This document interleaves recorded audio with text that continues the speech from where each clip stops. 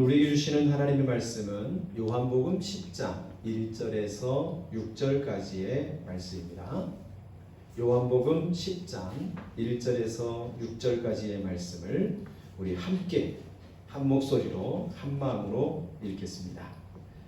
내가 진실로 진실로 너희에게 이르노니 문을 통하여 양의 우리에 들어가지 아니하고 다른 데로 넘어가는 자는 절도며 강도요 문으로 들어가는 이는 양의 문이라. 문지기는 그를 위하여 문을 열고 양은 그의 음성을 듣나니 그가 자기 양의 이름을 각각 불러 인도하여 내느니라. 자기 양을 다 내어놓은 후에 앞서 가면 양들이 그의 음성을 아는 고로 따라가되 타인의 음성을 알지 못하는 고로 타인을 따르지 아니하고 도리어 도망하느니라.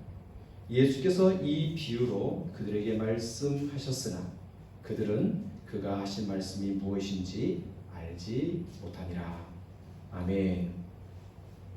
오늘 예배하는 우리 모든 기쁨의 교우들, 또 나중에라도 이 영상을 통해 은혜를 사모하는 분들에게 주의 말씀이 들려지고 주의 축복이 함께 하시기를 소망합니다.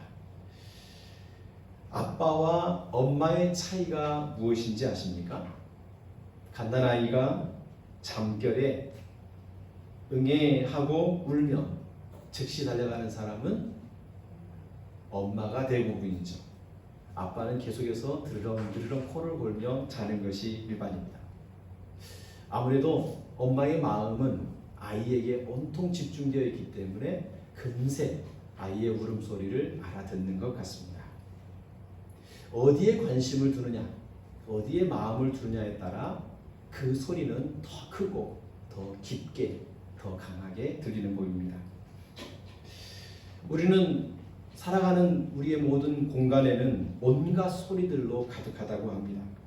하지만 그 많은 소리들 중에 사람들은 몇 개의 소리만 알아듣게 되죠.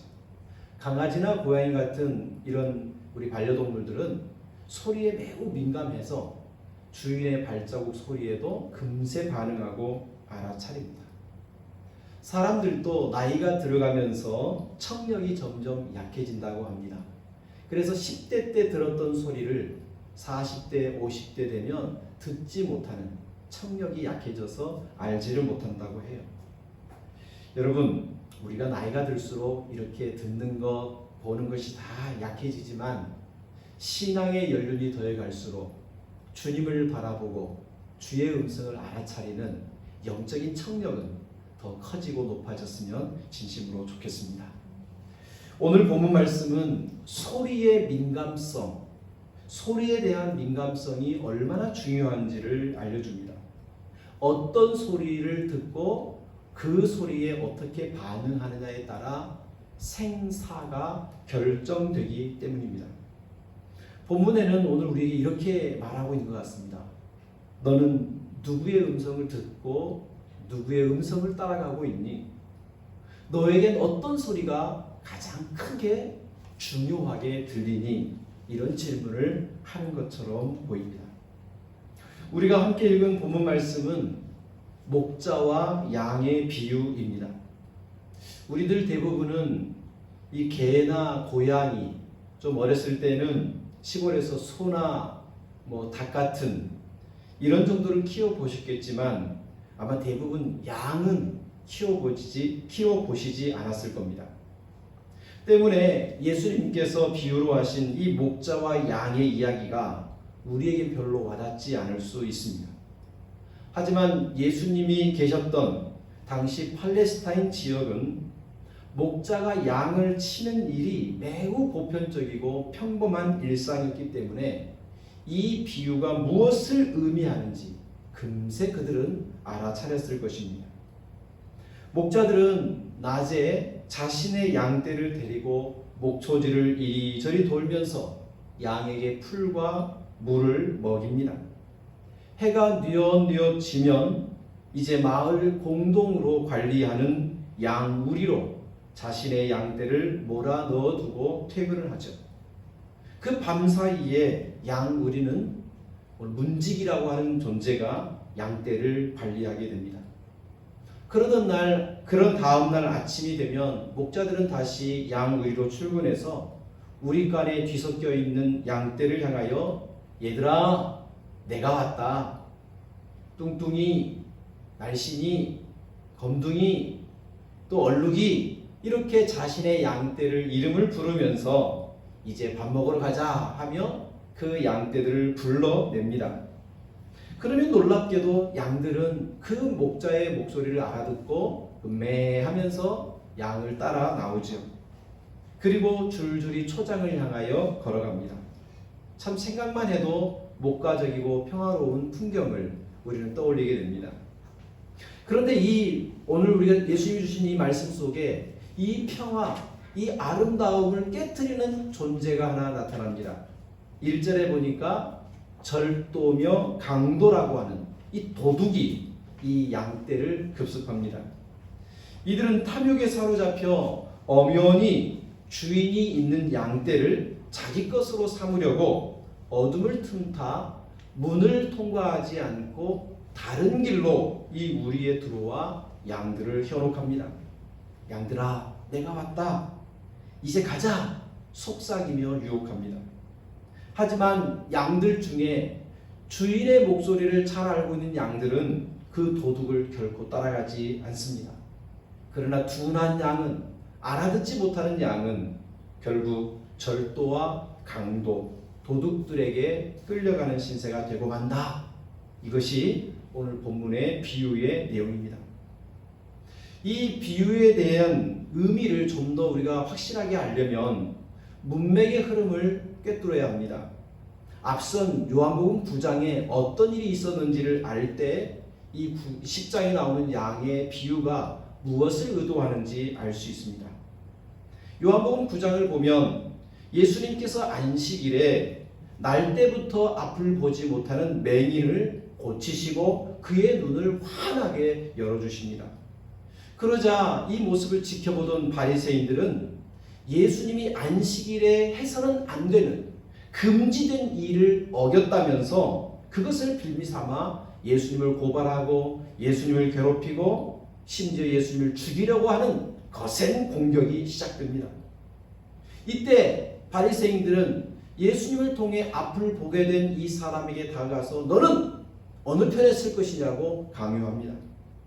그때 예수님께 고침을 받았던 과거 맹인이었던 이 사람은 단호하게 예수님을 변호하고 예수님을 증언하고 예수님 편에 설 것을 매우 강하게 이야기합니다.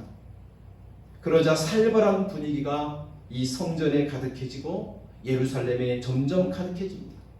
그리고는 끝까지 예수님 편에 서겠다고 하는 이 앞을 보지 못했다 새롭게 눈을 뜬 이 사람을 출교시켜 버립니다. 이러한 바리새인들과 종교 지도자들의 냉혹한 모습을 바라보신 예수님은 오늘 10장에서 목자와 양의 비유를 통해 누가 참된 목자이며 누가 올바른 양인지를 비유로 말씀해 주신 겁니다.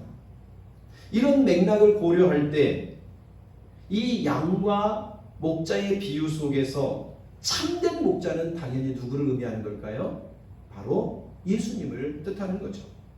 반대로 양을 매몰차게 대하고 빼앗으려 하는 절도와 강도와 같은 존재는 누구입니까? 바로 당시의 종교 지도자들이요, 그 민중들을 이끌었던 바리새인들을 가르치는 예수님이 참된 목자요, 그리고 현재 있는 종교 지도자들은 타락한 잘못된 자들이라고 하는 것을 명확하게 드러내는 것이 오늘 이 10장의 양과 목자의 비유입니다. 오늘 본문을 보면 최소한 참 목자의 특징을 최소한 두 가지를 볼 수 있습니다. 첫 번째는요, 참된 목자는 하나님께서 인정하신다는 것을 알 수 있습니다. 1절과 2절 말씀을 같이 한번 읽어봅시다. 시작. 내가 진실로 진실로 너희에게 이르노니 문을 통하여 양의 우리에 들어가지 아니하고 다른 데로 넘어가는 자는 절도며 강도요 문으로 들어가는 이는 양의 목자라. 절도, 강도, 이들은 문이 아닌 다른 데로 양 우리에 들어간다고 합니다. 반면에 목자는 문지기가 열어주는 문을 통하여서 양우리에 들어갑니다. 그러니까 진정한 목자는 정당한 방식으로 양우리를 출입하는 거죠. 그렇다면 문지기의 역할은 뭡니까? 이 사람이 목자인지 아닌지를 구별하고 출입을 통제하는, 그러니까 목자임을 검증해주는 역할이 바로 문지기의 역할인 거죠. 따라서 목자의 정당성을 부여해주는 이 문지기는 어떤 의미에서 하나님을 의미합니다. 하나님께서 부르시고 친히 세우시고 인정하시는 목자, 그가 참된 목자다라고 하는 말이죠. 하나님께서는 구약 성경에서 이스라엘의 타락한 종교 지도자들을 책망하고 그들로 인하여 탄식하시는 내용이 있습니다. 에스겔 34장에 보면 인자야, 너는 이스라엘의 목자들에게 예언하라.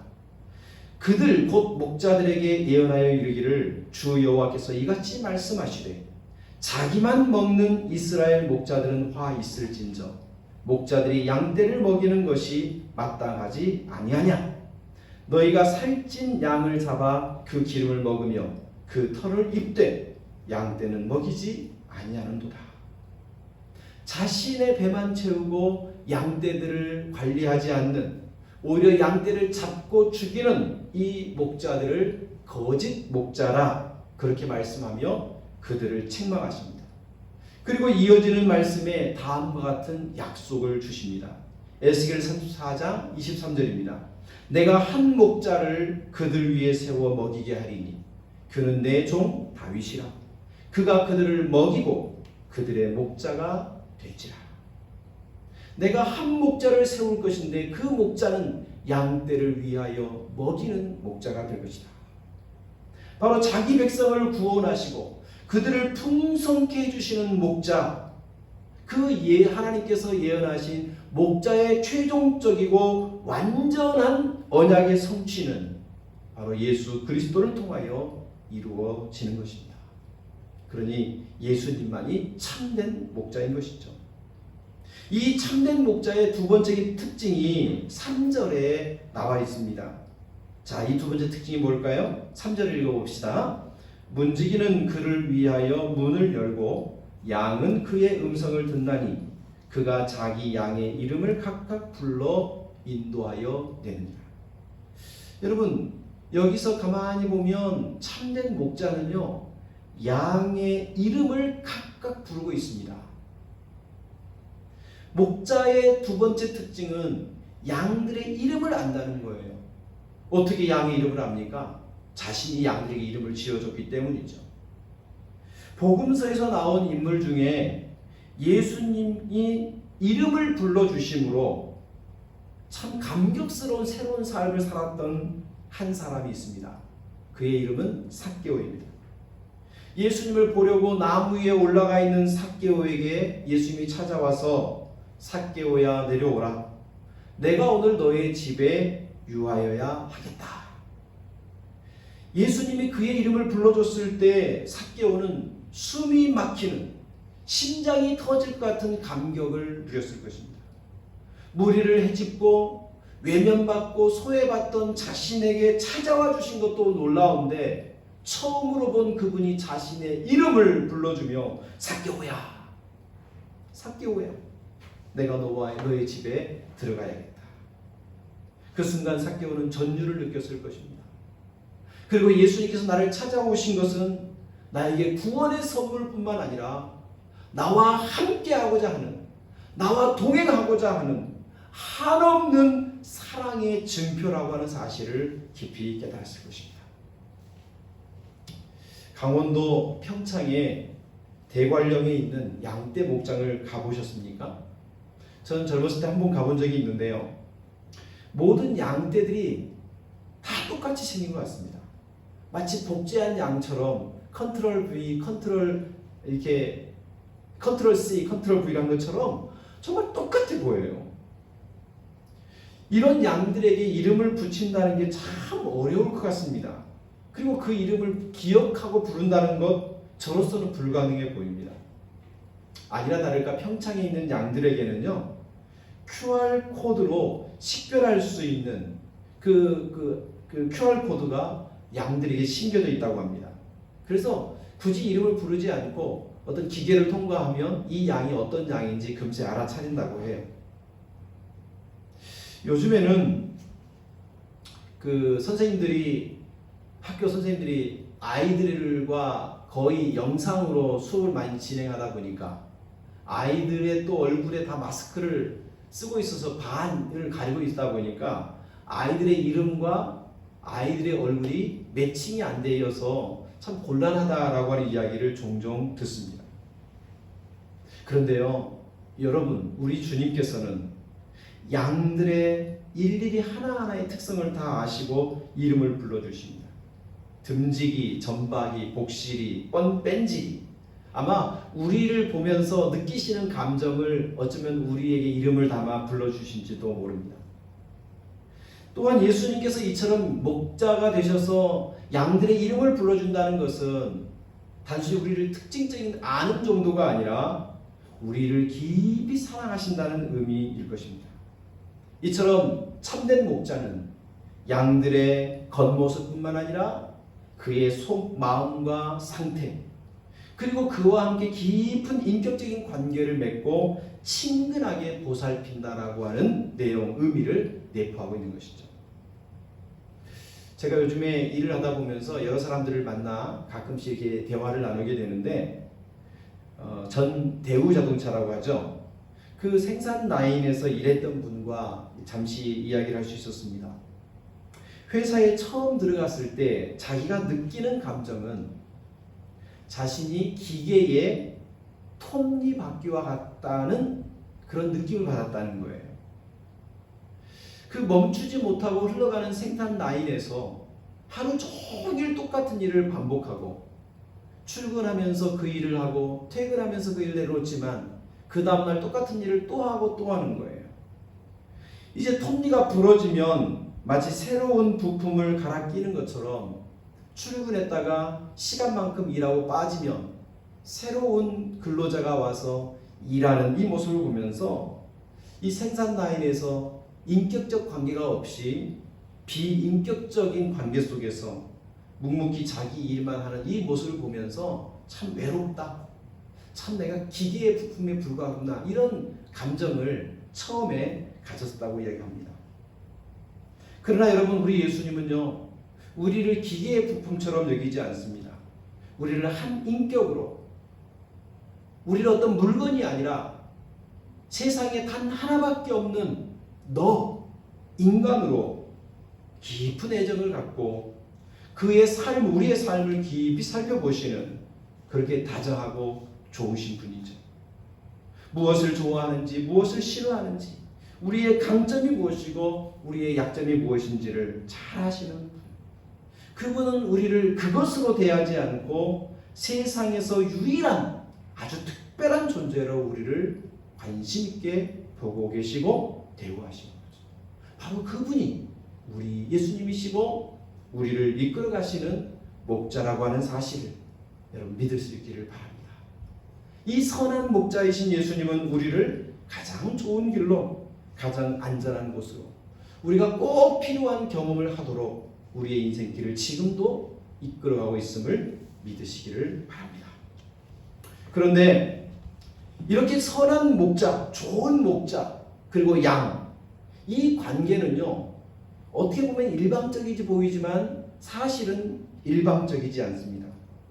세상의 모든 관계는 이렇게 어떻게 보면 쌍방간의 소통 속에서 관계가 더 깊어지고 더 좋아지기도 하고 나빠지기도 하죠. 마찬가지로 선한 목자이신 예수님과 그분을 따라가는 우리, 양된 우리도 올바른 관계, 더 나은 관계를 위해서는 우리도 책임 있는 반응을 보일 필요가 있습니다. 그렇다면 예수님의 양은 어떤 반응을 보여야 하겠습니까?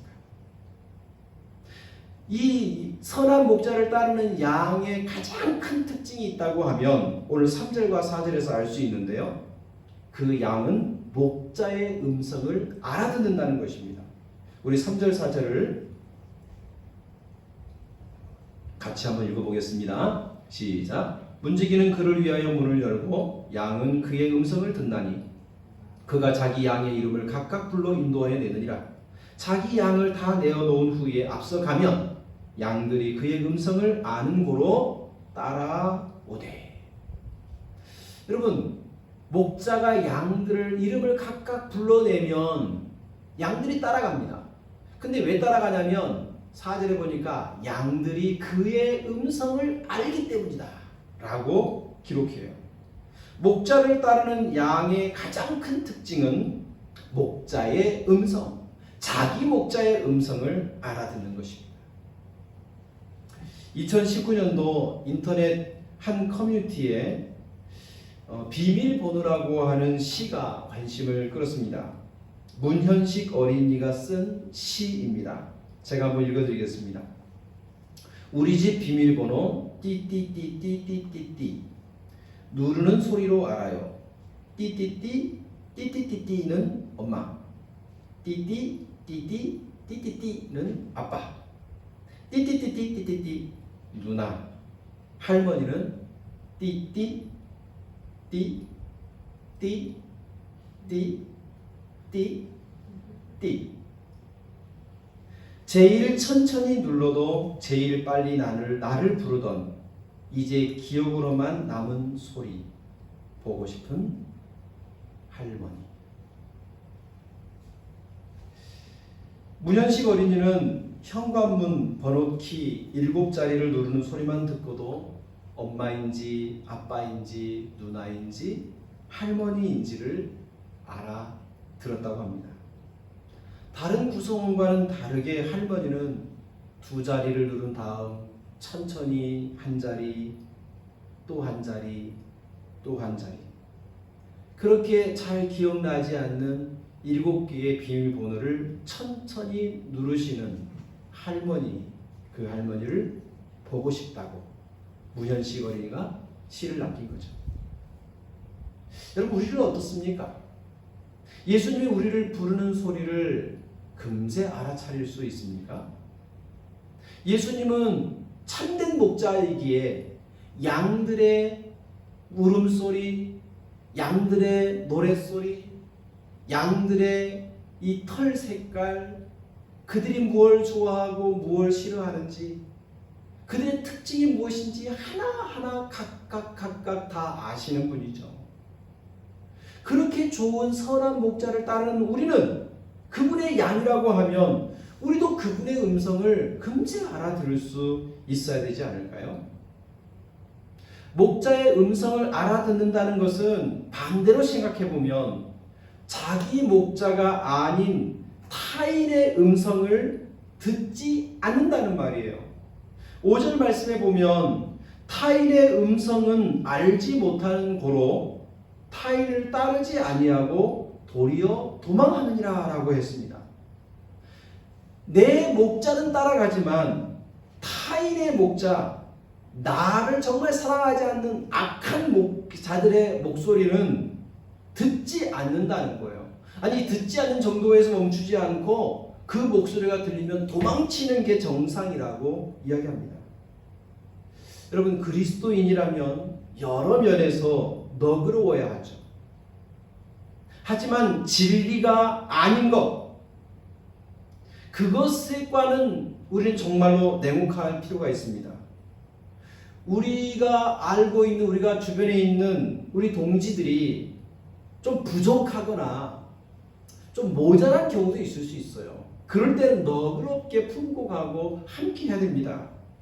그러나 거짓을 한다든지 우리를 섬기는 목자들이 거짓 목자라고 한다면 그거는 선택의 여지가 아니라 금세 도망쳐야 되는 것이죠.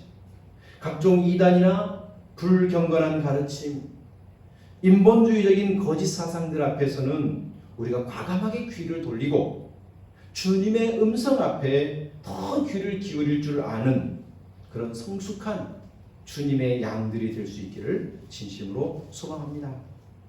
그렇다면 이 양들이 어떻게 자기 목자의 음성을 알아차릴 수 있을까요? 여러분, 그것은요 하루아침에 되는 건 아닐 거예요. 목자가 양들을 이끌고 갈 때 양들의 입장에서 볼 때 참 어려울 거예요. 우리 목자가 지금 나를 어디로 이끌고 있는지, 얼만큼 가야 하는지 모르고 가는 거죠.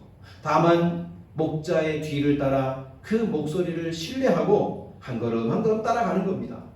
그곳이 어떤 곳인지 어떤 형편에 있을런지 알 수는 없지만 그 과정에서 힘들고 험난해도 따라가기를 멈추지 않고 계속 따라갔어요. 그랬더니 푸른 초장 쉴만한 물가였어요. 이렇게 아무것도 모르지만 자꾸 따라가다 보니까 그 목자의 음성을 듣고 따라가니 좋은 것이 있더라. 이런 오랫동안의 반복된 관계 속에서 경험적인 지식, 목자와 함께하면서 대화하고 교제하면서 누렸던 그런 체험을 공유할 때 저 목자는 내 목자라는 것을 가슴 깊이 새기게 되는 거죠.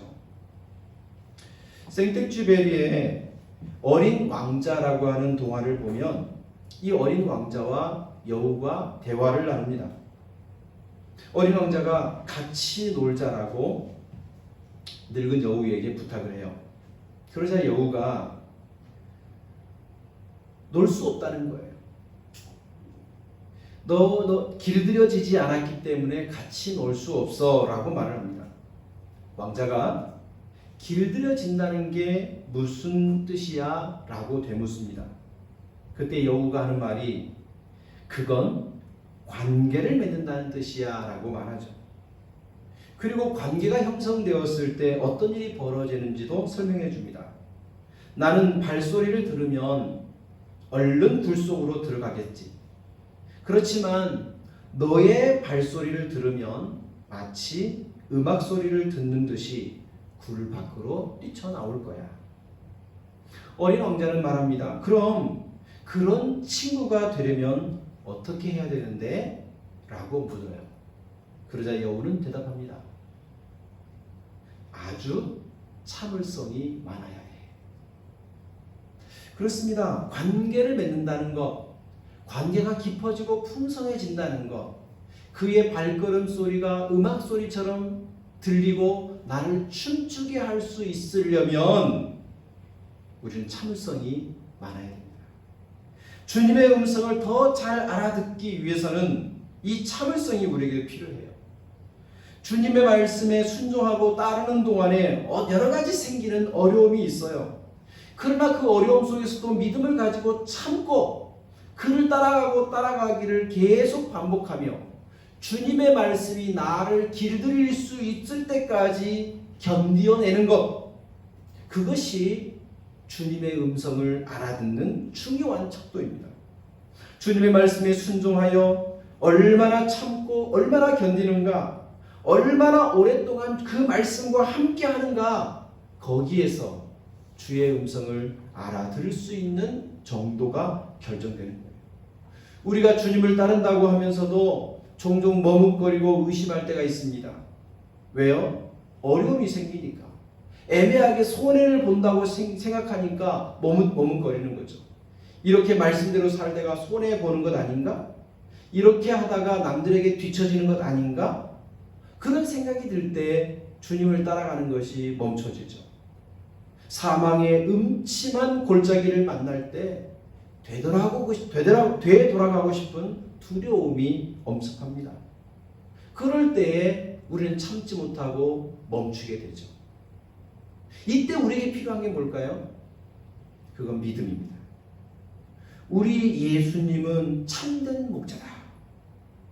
우리 예수님은 참된 목자셔서 양을 위하여 자기 목숨을 내놓기까지 하시는 선한 목자다. 그러기에 그분은 믿을 만한 분이고 그분의 말씀은 우리를 결국 풍성한 곳으로 인도해 주시고 그러기에 그 음성을 듣고 따라가면 푸른 초장으로 인도해 주실 것이다. 내가 사람의 떡으로만 사는 존재가 아니라 하나님의 입에서 나오는 말씀을 먹고 살아가는 존재이기에 나는 주의 음성에 순종해야지. 이 믿음을 갖고 전진하고 전진할 때, 참고 또 참으며 믿음으로 나아갈 때 우리는 어느 순간 주의 음성, 이것이 주의 음성이구나 알아차리게 될 것입니다. 그러면서 우리는 이런 노래를 부르겠죠. 주의 음성을 내가 들으니 사랑한단 말세, 믿는 마음으로 주께 가오니 나를 영접하소서. 이런 노래를 우리는 부르게 될 것입니다. 사랑하는 교우 여러분, 우리는 주님의 음성을 듣는 양이십니까? 선한 목자 되신 그분은 지금도 우리를 인도해 가십니다. 그분은 먼저 우리를 앞서 가시고 우리를 향하여 따라오라고 지금도 말씀으로 불러주십니다. 그 주님의 음성을 들을 때, 아, 지금 주님이 나를 향하여 부르시는구나, 주님이 나를 향하여 멈추라고 하시는구나, 주님이 나로 하여금 기다리게 하시는구나, 아니 주님이 지금 나로 하여금 뛰라고 하시는구나, 주님이 지금 나에게 위험이 왔으니 도망치라고 하는구나. 그렇게 주님의 음성 속에서 깨달음을 느끼고 나의 삶 속에서 지금 머물러 있어서는 안 되겠구나, 지금 내가 여기 지금 주저앉으면 안 되겠구나, 지금 내가 여기서 머물러 있고 주저앉으면서 원망하고 불평할 것이 아니구나, 주님의 음성이 나에게 뭐라고 말하는지를 들어야겠구나. 여러분, 이렇게 자꾸만 주님은 우리에게 여러 가지 방식으로 마음에, 우리 영혼에, 우리 생각에 주의 음성을 던져주십니다. 주일 설교를 듣다가, 매일 아침 올리는 묵상을 읽다가, 때로는 가끔 성경을 펴서 성경책을 읽다가, 때로는 누군가에게 문안, 카톡이나 메시지를 날리다가, 아니면 사소하게 방송을 듣다가, 때로는 아무것도 하지 않고 그냥 차 한 잔 마시고 있는 그 순간에도 주님은 우리에게 음성을 들려주실 수 있는 분입니다. 그러나 우리의 귀가 어두워 주의 음성을 듣지 못한다면 우리는 자꾸 실수하고 실패하게 될 것입니다. 목자와 양의 관계는 생명으로 결탁된 관계입니다. 그리고 믿음과 신뢰로 더욱 돈독해지는 관계가 됩니다. 우리는 목자 되신 예수님을 따르지 않고 살아갈 수는 없습니다. 우리가 목자 되신 예수님을 따르려면 그분의 음성을 듣기를 쉬지 말아야 합니다. 오늘부터 다시금 귀를 열고 주의 음성에 귀 기울이며 그 음성 듣기를 갈망합시다. 그 음성을 잘 듣기 위해서는 오래 참음이 필요합니다. 조금 가다가 변덕을 부리고 조금 가다가 주저앉고 하면 음성을 들을 수 없습니다. 그분의 말씀에 순종하고 오랫동안 인내하며 견디며 갈 때 주님이 우리를 푸른 초장 쉴만한 물가로 인도하시는 것을 경험하게 될 것이고, 그 순간 주의 음성이 나를 살리는 음성임을 깨닫고 더더욱 주의 음성을 갈망하는 좋은 양들이 될 것입니다. 주의 음성 듣는 양 되시기를 축복합니다. 기도하겠습니다. 하나님 아버지, 오늘 선한 목자 되신 예수님은 양들의 형편을 다 알고 그들의 특징과 상황을 잘 기억하시고 이름을 각각 불러주신다고 하셨습니다. 이렇게 좋은 선한 목자 되신 우리 주님의 음성을 우리도 잘 알아들을 수 있는 좋은 목자, 좋은 양 되게 해 주옵소서. 하나님, 우리 사랑하는 성도들, 이렇게 교회당에 나오지는 못하지만 온라인으로 예배 드릴 때에도 주의 음성 듣게 하시고, 가정에서 성경을 펴 묵상하고 기도할 때도 주의 음성을 듣게 하시고, 일상생활 속에서도 우리를 향하여 잔잔히 말씀하시는 주의 음성을 듣고 그 음성에 순종하며 살아가는, 그래서 푸른 초장으로 쉴만한 물가로 풍성케 하시는 주님의 초대 가운데 나아가는 우리 교우들 되게 하여 주옵소서. 예수님의 이름으로 기도드립니다. 아멘.